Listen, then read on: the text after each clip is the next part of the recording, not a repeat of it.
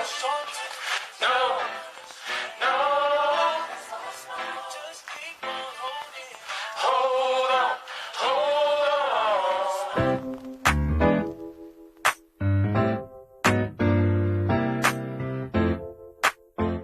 Hey guys, welcome back to Across the Case. Today's episode is very exciting. I cannot wait to get into it.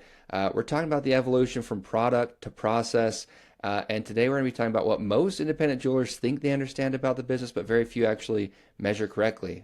Closing ratios, team training, and how to actually empower people to perform. We're going to talk about diamonds. And we have the one and only, the Diamond Man, Eric Loch himself, here with us today. Eric, thanks for jumping on with us. And thank you, Dylan. It's an honor to be here and a privilege, so I appreciate it a lot. Yeah, no, it's great to have you. I've been in the industry for a long time. I've seen your name everywhere. I've seen your picture everywhere. You have one of the best self-portraits I think I've ever seen of anyone. You've got great hair and Yep. and a great mustache. So It comes with a bunch of years in the business. there you go, with a bunch of years of the business. So, well, Eric, I wanted to really kind of just get into it. You sent me a really great breakdown and kind of some history about yourself, and I think that it is actually fascinating. Usually I try and summarize that, but I think that your experience would be very valuable for people to hear. So maybe run me through a really quick 2-minute rundown of how Eric Loch got started in the business and where the passion came from to open your own jewelry store and become the diamond guy. All right, yeah, and the 2-minute story, which is tough to encapsulate 50-some-odd years, but we'll do that.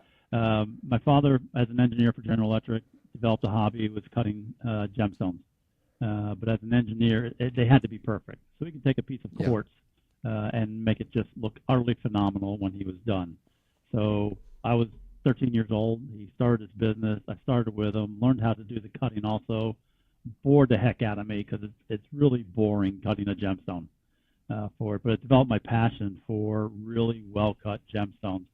So moving fast forward about 15 years, we saw that we were a worldwide mail order business, taking 2 full-page ads out in a magazine called Lapidary Journal, a lot monthly. We were getting phased out. Our suppliers were coming here to the States and selling directly to our wholesale clients that we were selling to. At that time also, I was doing close to 20 shows a year on the road, getting married, so that didn't work well for long-term relationships when you're on the road all the time. So decided to open a jewelry store. Did that in beautiful downtown Emmaus, PA, about 2 miles away from where I'm currently. My store is at. With a zero business plan, just like, hey, I'm a GG. People are going to come to me. I'm opening a jewelry store. Wow, come 10 years later, I was just doing squat, not achieving, my goals, selling color and other related things. Finally realized that the diamonds are where it's at, and I needed to learn how to run a business. So signed on with the Arms Corporation, learned how to run a business, which was, game changing for me. Joined the IJO in '96, which was also game changing. And here I am today in our store that I moved to in 2003, doing 5 times the volume that I was doing in downtown Emmaus on my best year forward. But it all came from not necessarily the product. It came from learning how to run a company forward. Yeah. And also still, yes, offering the most beautiful diamonds. I'm still anal about light performance and just beautiful diamonds, period. Just motivates me incredibly. So that's the 2-minute or less story. Yeah, and I think maybe one of these days we need to do another episode and get your full story, because reading through like your trip to Africa and some of that stuff is pretty incredible. But as far as kind of what you just were talking about, I mean, you were in the business at 13, you were running around figuring that out. How do you feel like the early exposure to the industry, how did that help you now into like what you guys do now? The biggest thing that I learned was there's a lot of really good people, well-meaning people in the industry, but a serious lack of knowledge for it. So my father would send me out at a trade show because I'm just this kid. Go look at what that vendor has over there, and I would come back and say, Dad, they're nice people, but they have a lot of their gemstones are mislabeled. This isn't any good. So I embarked on all my GIA knowledge and education at that, and found out that education to me became incredibly valuable. I hate mistakes personally. Yeah. So just even like the early days of Shipley and GIA, I don't want to make a mistake. I don't want a customer coming back to me and saying what I said was wrong. So Hmm. education is absolutely power, and that's why I got my GG early on in the mid '70s. I was already a GG, and that was part of my passion moving forward is making sure whatever we told a guest, that was the right information.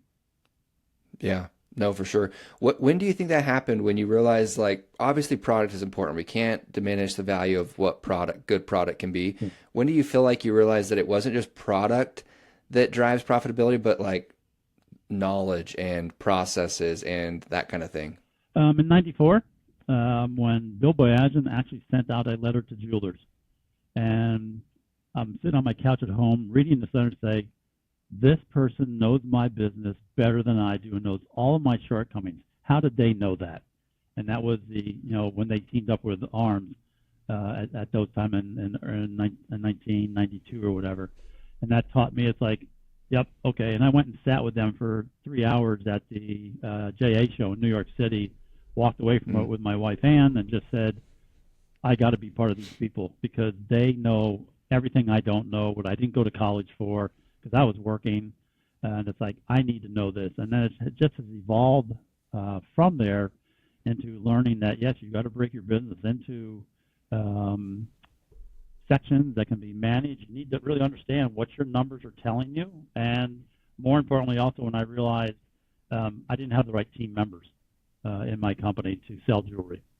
I had really nice, great people, but they weren't going to be top sellers. And once I started hiring those people and those kind of people, that also helped me understand that, yep, this is what makes a business tick, and this is what's helped accelerate my growth.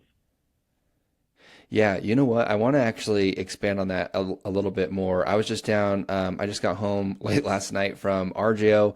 I was down there with William, and we were doing a couple of the group breakouts, and that was actually one of the things that came up is identifying a top seller, a top producer. You just mentioned you didn't have necessarily maybe the right people on the bus or the right people on the team, right? Right. How did you identify who was maybe not the right person? They're probably really nice people, but not the salesman that's going to go out and get the highest average ticket price and things like that. How did you identify that? And then how do you identify now who the people are that are going to be, that top sales associate? A ton of trial and error with it. I've worked, and that's truly what it's come down to. My I use Caliper for a lot of my initial testing on things of people. I actually went to one of the Caliper classes in New Jersey and tried to learn all I could learn about it. Learned that still it's one component. The bigger thing that has helped me understand is don't be afraid to let a candidate you hired let them go. You're going to know in that first 2 or 3 weeks whether they're correct or they're not correct. And I've had Mm. two of my latest hires were people that I normally would not have hired. One recent hire, I wasn't even looking. I talked to her resume numerous times, and my team said, she's been here once or twice. We really think you should talk to her. We did. I still wasn't happy. Brought in my growth coach that I use for that part of my business. He also, no, I don't think so, Eric, but let's develop some more questions because I said, she really talks well. She speaks well. Well, she's turned into, in a little over a year's time, she's going to be, she right now is close to our number 2 sales associate. So Really? it is trial and error. Don't rely always on the paperwork. Yeah. We do numerous testings with my growth coach. He has more of one that tests the personal dynamics of the person. How does the company relate to them? Mm. One of our other stores years ago spoke at IGO, and she did the same thing in her company, Montica, with Comfort Jewelers on it. Brought in someone like that, and it really added cohesiveness to her company as well, and helped them grow. But at the same time, you have to be wise enough to say, I got to let this one go, for it's not going to work. That to me is the most important part, is realizing you made a mistake, move on, part friends, just say it's just not working. You got to do that within the first 90 days. Yeah. No, I think that's, I mean, it's super important. You can learn so much about a person, even in the first, like you had mentioned earlier, a couple of weeks. You can kind of identify this is who this person's going to be. What I find most fascinating about that story is it was actually your team that said, hey, like, we think that this could be a really good person, right? And even though it went against you as the owner a little bit, you were humble enough, you listened to them, right? And took their feedback into care. But I think that that's something that I think so many stores underestimate is the power of yes, the power of a bad employee, but the power of employees that care. They want to be surrounded by somebody also that's going to help to raise the bar and, deliver the quality that they do, right? And I think that's really telling too of the way that you've handled building a team of people like that. Well, and then part of that goes into I've always been very open with my team about numbers. All right, we have weekly team meetings on Fridays besides the sales training we do every single week, and they just listened to one of the Jewelry Sales Academy lessons this morning while they were setting up. But I feel it's always very important to share the numbers with the team so that they understand what it takes to run. They'll see that $10,000 come in, $20,000 come in, realizing it doesn't go into the owner's pocket. There's a lot of other things involved here in order to make that. And I found also over the years a lot of owners I spoke with don't really share that with their team. And to me, that was a very important part because we are all a whole team. And yeah, I'm not the answer of everything. And it's like, okay, gang, if you really feel strongly about this, and then we finally got to a point we gave that person, her 90-day trial, and we let them know it's not a probation. It's just this is getting an acquainted time to see whether we're a good fit for each other, and if not, we'll part friends at the end, and I'll wish you the best in wherever you go next. Yeah. No, I think that's two interesting things you said. I don't want to dive too deep on this, but you mentioned you guys do training every morning. Yes. Yep. Setup time takes 30 to 40 minutes. It's wasted time. So years ago, I just said, no, let's use this as some sales training time. I realize you're not going to absorb every word of it because you're putting things into showcases and all that. And I would always ask at the end of each one, what's one thing you pulled out of that you can use today? And just see what team members would say. Now, my floor sales manager, she's the one who takes care of that because I'm out of the store quite a bit nowadays for me. So and again, thanks to my team. I could not. I was just in Florida for 2.5 weeks because my wife can't stand the cold for it. So and things ran just fine. But that took 15 years to put that together. That doesn't happen overnight. Yeah, no, I mean, that's amazing. I think, again, like part of the process, right? Like you have created a process. You guys are a sales team. I think that's something that a lot of stores in the industry are still trying to come around to almost. It almost feels like they can't say like we're a sales team, but it's very much a sales business. Like that is what jewelry is. And so I think it gets overlooked. But I want to hone in more on like the numbers aspect of things. You'd mentioned a lot of owners, and you're very true, like you're very right. A lot of owners shield a lot of that stuff from them. They don't share the numbers with the team. That transparency, I mean, it matters. It doesn't only just buy trust, but it helps them to understand and see that bigger vision, right, of the store and the goals. So talk to us a little bit about that. What do you do to show them that? How do you guys track that? Just through our ARM software to begin with, and I'll go through a month-to-date, year-to-date report with them, show them where our strengths have been so far, where our weaknesses have been. Again, as we've chatted before, I turned my attention from colored gemstones to diamonds once I realized diamonds is where we needed to go. And then moving to our new location back in 2015 or so, I realized bridal was the way to go. So that's a big part of our business today. It's almost 70%, 65 to 70% of my annual volume is there. I track that specifically. So I came up with tools to be able to really track a solid closing ratio on our what we call DROs, which are diamond ring opportunities. For us. And that's helped a lot as well. We go over the team with those things. They understand that. They know how to be tracking it themselves. My floor manager works with them on that to make sure we got the good follow-up going and to really come with a solid answer of what our closing ratio is on diamond engagement rings. Okay. Yeah, no, that makes sense. I think I'm trying not to just like plug and go about Jewel Inc. or Jewelry Sales Academy, but you got to come by IJO. We've got some stuff for bridal that is going to knock your socks off. Yes, and It's pretty incredible. I loved your feedback on and that. it is, But and I think it's very good. I personally, I still have a pretty good system, and it's really easy. But yes, I like what you're beautiful. doing. I think I have a staff of 5, and Yeah, for me personally, it's still manageable of what we're doing. If I had a larger staff perfect. than that, yeah, absolutely, it'd be all over. I've looked at your bridal tracking program. It is very good.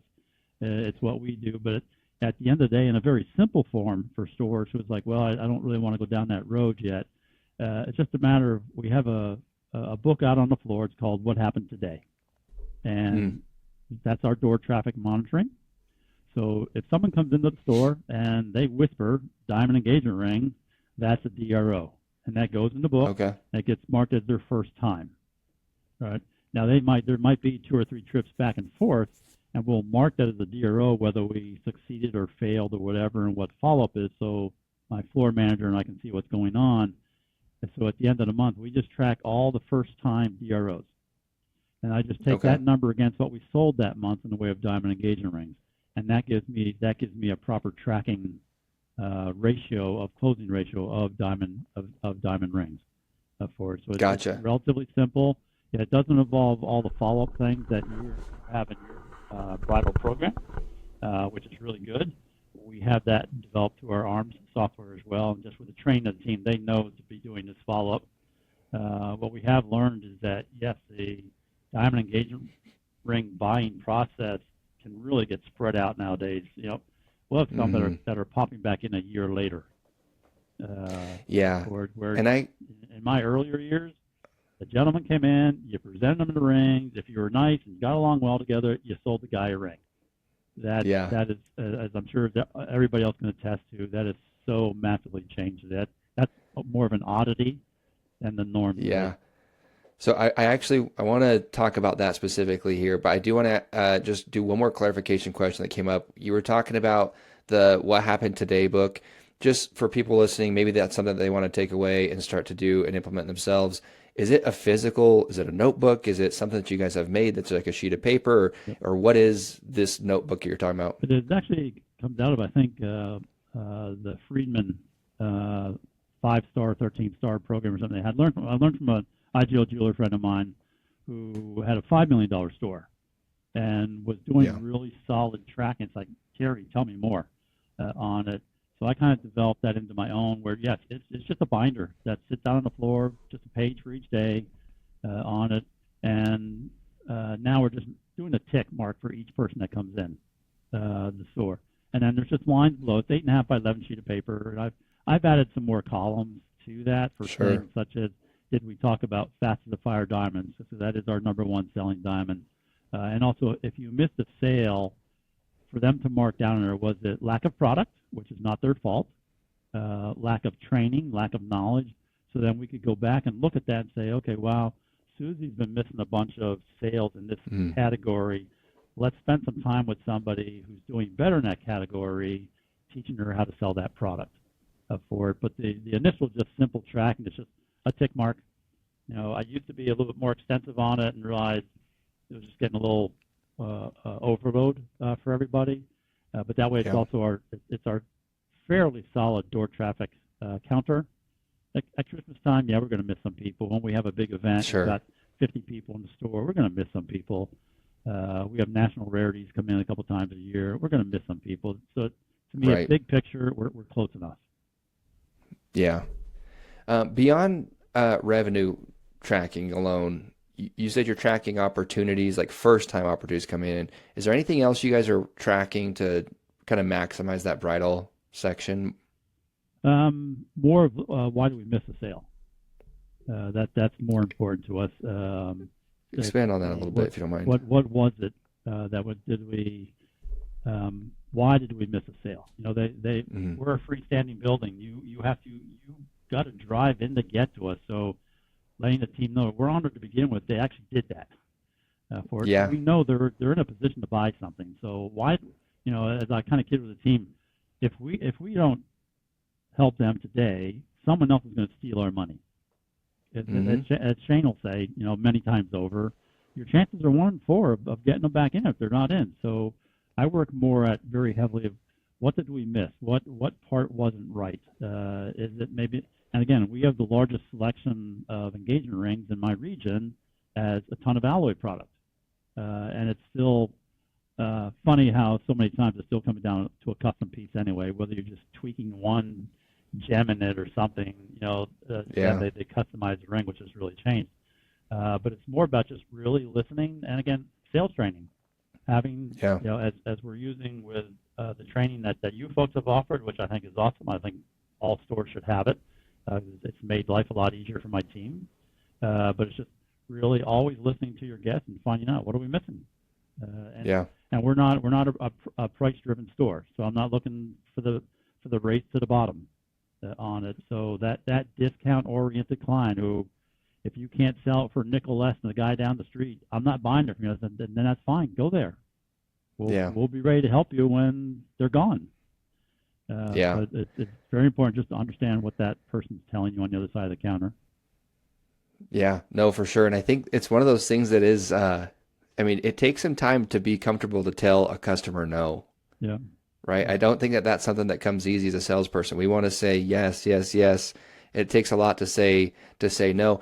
But I think, and I want to wrap back a little bit to what we were talking about before. The buying persona now coming into the stores has drastically changed. I think with technology, with AI and things like that, you're getting a lot more guests coming in thinking that they're also diamond professionals. How have you guys managed kind of talking around that? I know it's something I actually heard while I was at the show this last weekend about how are staff talking about someone that comes in and thinks that they happen to know quite a bit about diamonds when they just did a quick search on, ChatGPT or something. How are you guys handling this changing persona? Well, we try to understand first where they're coming from on it. Are they trying to impress us? Or a lot of times we'll link it back into their profession. All right, so let's say it's an architect that they're working with, and they say, well, I realize you've gathered a bunch of information about a diamond, and I realize as an architect, would you want me designing your building for you? I've gone online. I see what an architect does. They draw things. There's 3D programs. Would you really trust me doing that? Probably not. So an electrical person, you want me to wire your building? I don't think so, because I've zapped myself quite a few times on home projects. So at least I know my heart works. But I don't think you want me wiring your building on it. So just helping them understand. It's great that they gathered the knowledge. RDI came out with a great program a bunch of years ago called the 7-Step Qualify. And we use that pretty heavily in the store also, where one of their key questions is you're asking, what research have you done? They'll spout off whatever. They'll say, awesome, sounds good.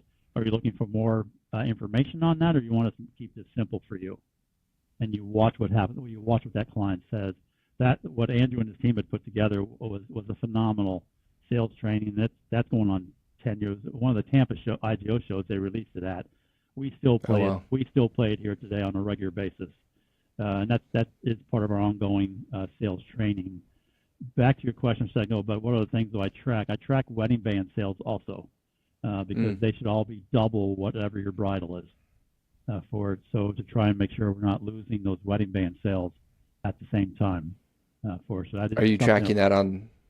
Is that on that same like what happened today sheet that you guys have, or is that a different way you're tracking that? Just my ARM software. I just look at units sold for wedding bands versus engagement rings, and look to see if that number is always as close to double, if not more, if possible. If it's really fallen under double, then it's like, why are we missing wedding bands? Because that should be an easy add-on sale. So wedding bands sold, you're saying, is usually double that to the engagement. Should be double. Interesting. Because now you have him and her right. on it, so there should be 2 wedding bands going for every engagement ring that gets sold. For it. So that's another thing I do track pretty heavily and look at as well. No, that's super smart. And part of, what we put in our tracker was the ability to track and make sure that follow-up happens. Staff are human beings and sometimes overlook or forget to maybe do a task. And so capturing that, like you said, is so important, but double, I think that's really impressive. So, and we're also doing follow-up phone calls 6 months notice. Again, in our system, we have a reminder set up there that is automatically triggered 6 months after they've got their engagement ring to, again, follow up for their annual cleanings, all that kind of stuff, because that's part of the warranty. We also have one of the best warranties in the business for an engagement ring in our store. We give a diamond loss lifetime diamond loss guarantee for Any size diamond? any size diamond.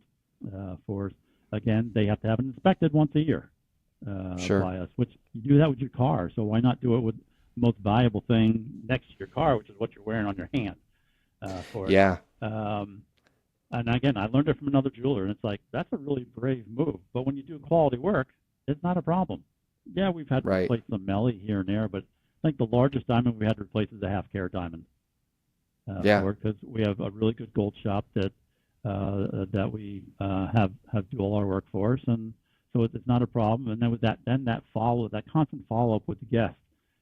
Let's get in and get that ring checked and inspected, so you maintain your lifetime warranty. All that. Yeah. So, and we also, another thing that we feel helps us, we have the only 90-day return privilege for engagement rings in our entire region. Oh, wow. So, because we know things happen, so it gives that gentleman an air of confidence that, going back to your earlier question, or what are we doing to get more, is we have kind of our top 10 list of, I don't know what the other stores do, but here's what we do, and we feel we are superior to what every other store is doing.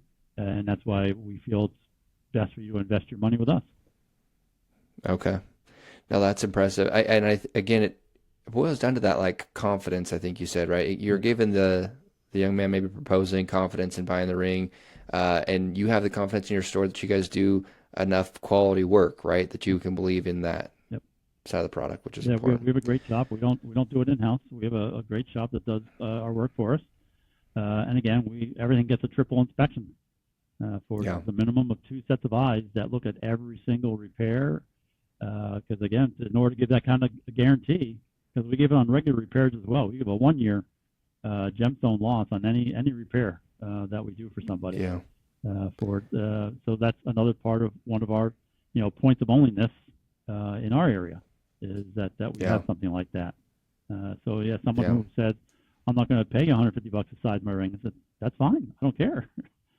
Go to the shop. We refix a lot of that work, but go ahead. Not in those terms, but that's what we know. That's what we know we're telling them. Right. No, it makes sense. Makes sense. Well, Eric, I know I've had you here for a minute, and I wanted to actually get to some owner-specific questions I'd come up with that I think can be really beneficial for other owners listening to this. But some feedback from somebody that's been in the industry for so long. What should an owner stop doing immediately? Stop worrying, and just listen to your guests. They're going to tell you how to move forward, and invest in your team. All right, I'm currently spending close to $13,000 a year investing in my team. All right, we have your service through Jewelry Sales Academy. I had another sales trainer that was in, and I realized what I have learned over the years also, there's no one sales trainer that is the end all for everything. I've listened to, and I'm always big on, whatever I can, somebody's always going to teach us something, for whether it's going to be someone like Shane, the famous Shane Decker kind of thing. There's others out there. We just had a trainer in January, pushing more bringing the emotional element into your selling presentation, and that's definitely helped. I asked the team in December, how many times an emotional selling, and what kind of dollar amount can you trigger to that? And they came up with almost $20,000 in sales that just by asking some questions the right way generated. Wow. So as owners, embrace educating your team. Don't, and I know a lot don't, but don't think of them as employees. They're team members. So that would be my first biggest thing, is just invest in your team, get them on top of their game, asking the right questions, learning how to listen to your guests, and learn how to not outthink them, but understand where their questions are coming from. Yeah, no, I love that. I love that. If you were starting today a jewelry store, what would you prioritize first? Is that location? The location is everything. That's been said, 100 million times. But in my downtown, where I was for my first almost 15 years or so, I couldn't grow anymore. I was done. The town wasn't advancing. Its parking situation was terrible. It just wasn't going to work. So we had to find a better location. Once you know you have a good location, you got that going for you, then by all means surround yourself with the best team possible. At the end of the day, as another friend of mine said many years ago and helped me understand things, who was a jeweler, I said, Eric, I'm a merchant first. And that's always stuck with me, is that, yes, we are merchants. Even though we're selling nature's rarest, beautiful commodity items, we're merchants. So if you put good product in your store, it's still going to stay in your store if you don't have a great team that can help it go home. Yeah. Yeah. No, that's true. Okay, so this last segment here that I wanted to do with you, it's kind of like truth serum. I'm calling it diamond in the rough. We're going to try that out and see how that works. But it's just it's really quick, kind of a punchy answer from you. We'll go through just a couple of questions and get that impactful. This is what what it will do. What's one number every jeweler should know but most don't? Average retail sale of their jewelry. Average, like average ticket price? Yep. Just what they're okay. Take your repairs out of it. You should always know what your average retail sale is for your jewelry, for your store, because you can't grow without growing your average retail sale. Yeah, absolutely. What's something widely accepted in jewelry retail that you think is wrong? Calling diamond stone. I think calling it diamond stone. Yeah, it's so disrespectful to a diamond, and I realize it's grammatically totally incorrect. I capitalize the word diamond anytime I use it anywhere, because we sell diamonds, and you touch something that's over 1 billion years old. When you look at your diamond, that diamond's 1 billion years old. So treat it that way.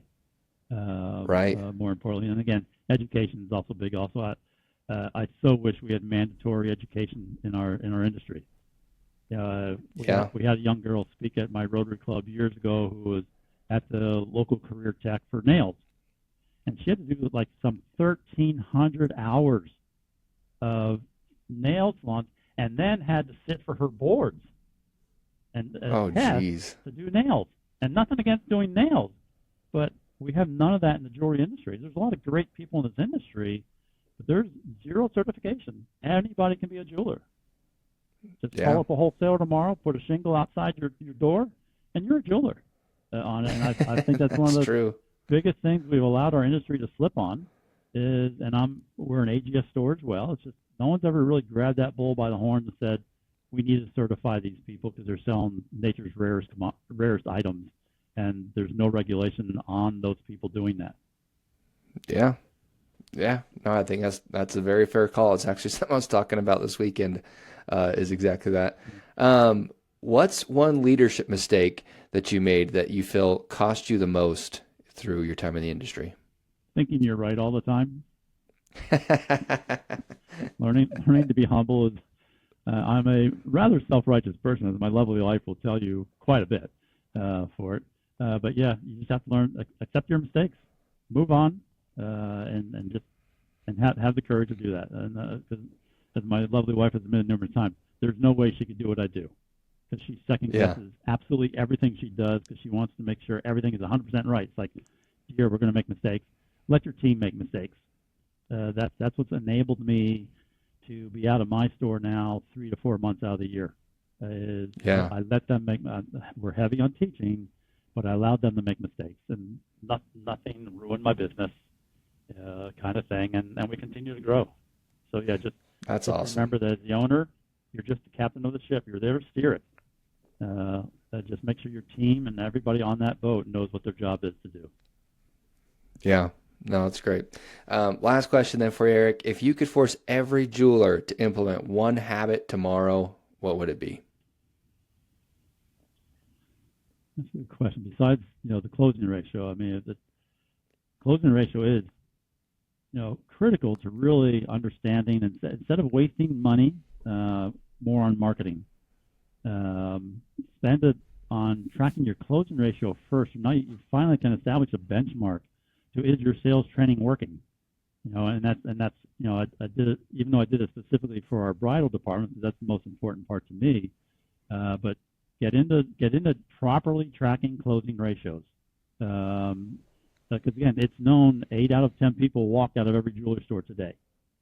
If you could just bring one more of them back in as a close, you increase your business 10, 15% right away. No need to spend another dime on marketing, and marketing is an important part of any company, but improve that closing ratio. Yeah. No, that is great. Eric, this has been so awesome. I definitely want to have you back on the podcast here in the future, and I can't wait to actually meet with you here at IJO coming up. I noted down a couple of things I feel like were key takeaways for me today, and feel free to expand on this if you feel like you need to, Eric. But product does not fix performance. Marketing does not fix conversion. Measurement drives accountability. Training is daily, not weekly. And empowerment comes from transparency and clarity. Building that team, getting that trust. This was awesome, Eric. I really seriously appreciate you so much being here. You run a very successful store. I know you're a busy guy, and you also have a beautiful wife to take care of as well. And so just appreciate your time being here with us. We'll definitely have you back in the future. So thanks again for being here. Well, thank you, Dan. I greatly appreciate it as well. And again, a shameless plug for your organization, Jewelry Sales Academy.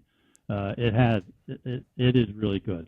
I brought on a person just to basically do our watch batteries and stuff for us, because I didn't want my team taking that time anymore to do that. But I put them through your intro to like a new sales associate thing on it. He's 70 plus years old and got a ton of information out of it. It really impressed him. So when I did hire my new team member December a year ago, put her into it right away, because she came from the mortgage industry. On it, and just was so impressed. So yeah, I would definitely also encourage people to check out your company as well, because it's really good for streamlining that hiring process and getting somebody up and running as fast as possible, as well as all the other things that you're offering today. You guys, William is a really, really sharp guy. I've been very impressed when I've talked to him at shows already, listening to other people talk about him. It's like this guy knows what he's doing, and this is good stuff. He does. No, that's awesome. No, we appreciate that as well, Eric. Obviously, anybody, we'd love to chat with them. But no, we love, more than anything, my favorite thing since joining the team over here is hearing stories like what you just said, right? Like how someone got on board and how it simplified the process, streamlined things. Because there's nothing worse than hiring somebody and then it taking years and years to see profitability come from it. And it can take so long to get somebody going. So I love to hear that you guys are using that as much as you are. But again, Eric, thank you so much for being here today. Really appreciate it. And for those listening, hopefully you took away something from here. Make sure to apply it today. Go sell more. Let's make more money. And let's continue to do what we can to add to the industry and make jewelry even better. So thanks, guys. And thanks, Dylan. I really appreciate you allowing me to spout off today as well. So, no, of course. Thank you, Eric. Thank you. We'll see you guys.